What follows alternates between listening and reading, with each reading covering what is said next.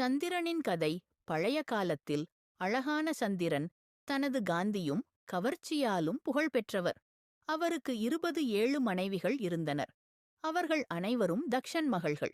ஆனால் சந்திரன் அவர்களில் ஒருவரான ரோகிணியை மட்டுமே அதிகமாக நேசித்தார். இது மற்ற மனைவிகளுக்கு துயரமும் வேதனையும் உண்டாக்கியது. அவர்கள் தங்கள் தந்தையான தக்ஷனிடம் புகார் செய்தனர். தக்ஷன் சந்திரனின் பட்சத்தால் கோபமடைந்து சாபமிட்டார். நீ உன் ஒளியை இழந்து மங்கிப்போவே என்று. சற்று பின்னர் சந்திரனின் பிரகாசம் குறைய ஆரம்பித்தது. இயற்கையின் சமநிலைக்கு சந்திரனின் ஒளி தேவைப்படுவதால் தேவர்கள் கவலைப்பட்டனர். அவர்கள் இறைவன் சிவனிடம் உதவி வேண்டினர். கருணையால் சிவபெருமான் மங்கிக் கொண்டிருந்த சந்திரனை தனது ஜடைகளில் வைத்து சதுர்த்த சந்திரனாக தோளில் தெரியும் நிலவு தாங்கினார். அவர் ஆசீர்வதித்தார். நீ சுருங்கியும் பெருகியும் வருவாய். மங்கினாலும் மீண்டும் பூர்ண சந்திரனாக எழும்புவாய்.